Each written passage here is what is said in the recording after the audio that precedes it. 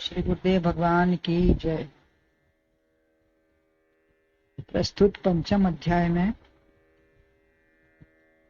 सांख्य योगी और कर्म योगी के विवेक, विचार, बुद्धि और जिज्ञासु या कर्म करने का तरीके का विचार चल रहा है। यद्यपि कर्म योगी ही श्रेष्ठ है, लेकिन सांख्य योगी कम नहीं है। और सांख्य योगी इंद्रियां अपने विषयों में वर्तन कर रही हैं, ऐसा मैं कुछ नहीं करता, ऐसा उसका विचार होता है। ब्रह्म को जानने वाला ब्रह्म ही होता है। परंतु ऐसा भाव यदि ना बने तो फिर किस प्रकार कर्म करे? जिज्ञासु किस प्रकार कर्म करता हुआ ब्रह्म भाव में रहता है। प्रस्तुत 10वें श्लोक में भगवान बता रहे हैं कि ब्रह्मण याधाय कर्माणि संगम त्यक्त्वा करोति यः लिप्यतेन पापेन पद्म पत्र मीमांसा। आसक्ति तज्जो ब्रह्म अर्पण कर्म करता आप है, जैसे कमल को जल नहीं लगता उसे पाप है। वो सब करते हुए भी निर्लिप्त रहता है। यह कर्माणि ब्रह्मणि आधाय संगम त्यक्त्वा करोति सा अम्भासा पद्म पत्र इव पापेन न लिप्यते।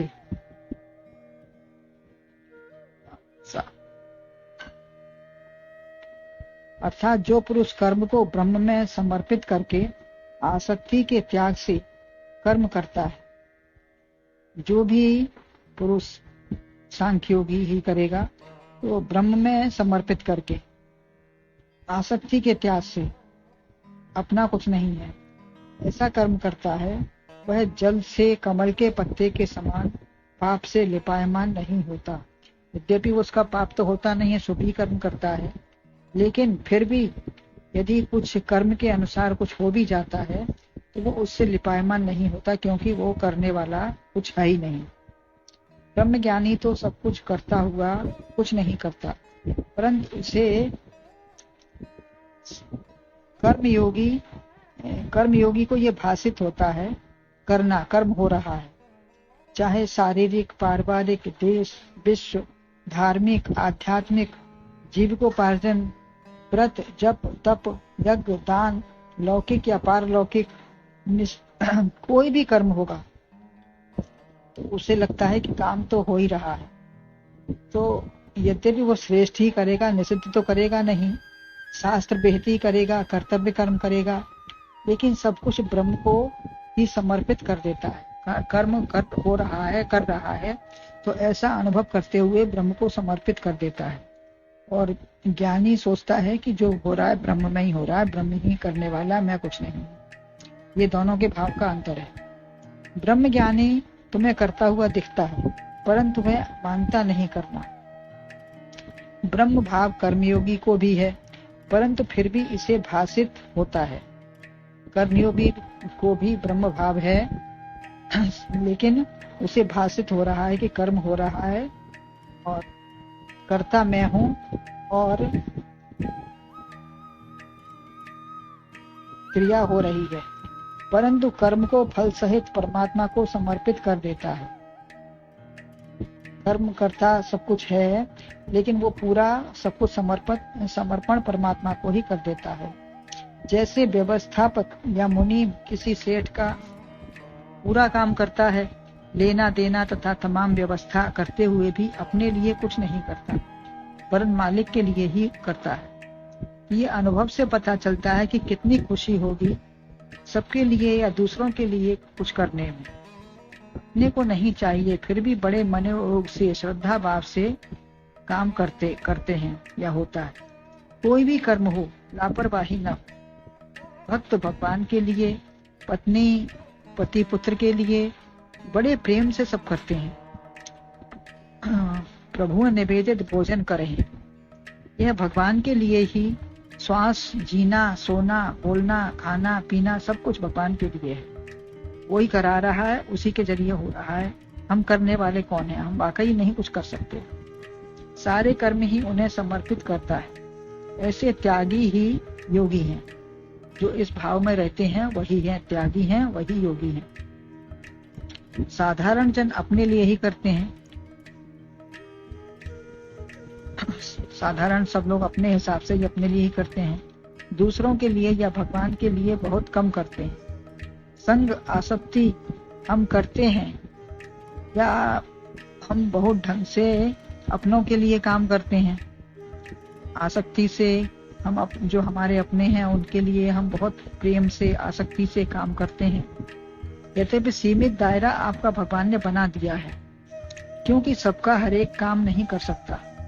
सबका काम तो हर एक कोई नहीं कर सकता। दुनिया में इतने लोग हैं तो सबके लिए कौन कहाँ ध्यान रख पाएगा। इसलिए भगवान ने सीमित दायरा हमारा घर परिवार का बना दिया है कि उतने लोगों का आपको करना है।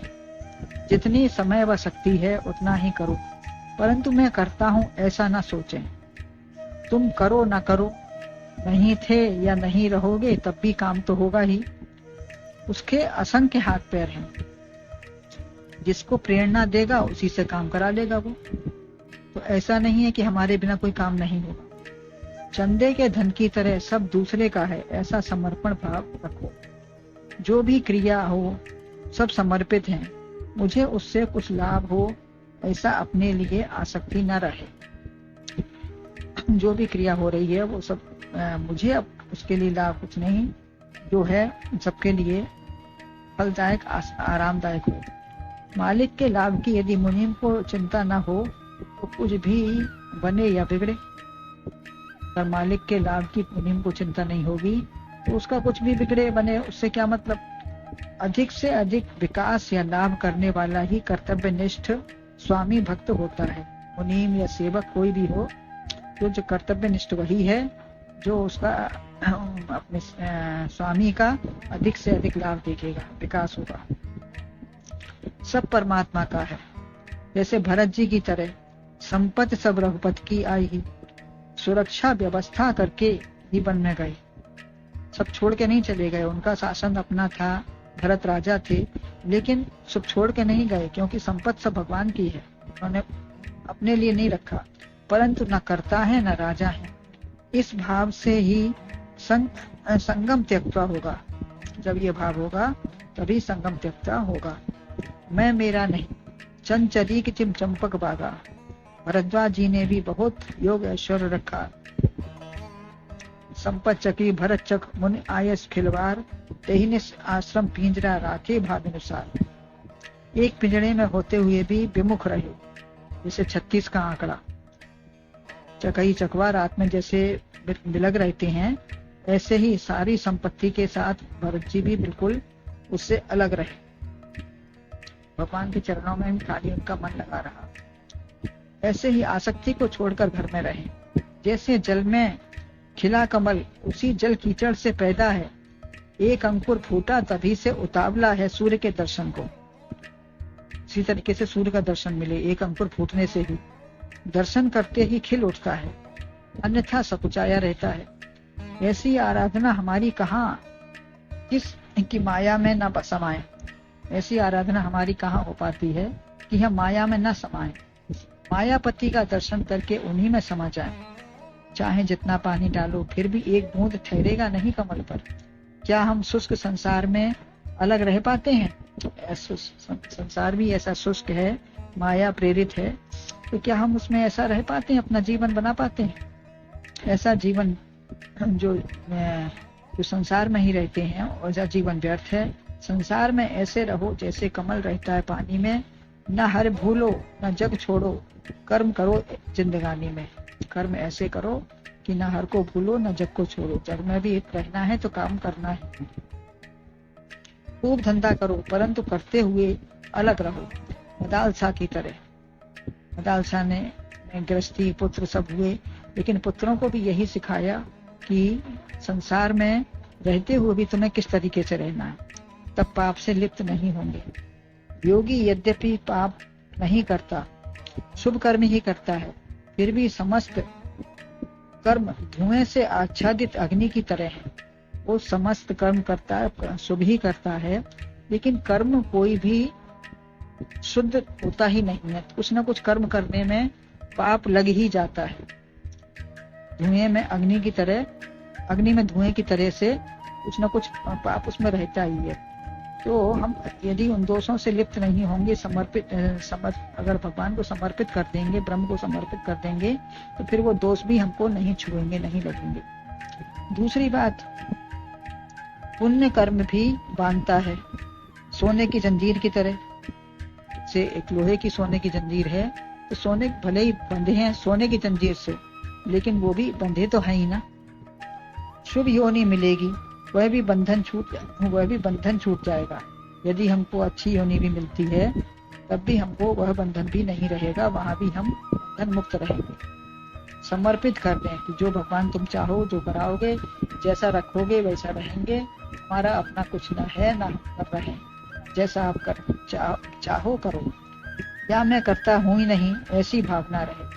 ऐसी भावना से हमको सदा समर्पण रहेगा, फिर भगवान के चरणों में ही जहाँ रखेगा वैसे ही रहेंगे। इसमें हमारा कुछ है नहीं, ना हम करने वाले हैं ना कराने वाले हैं।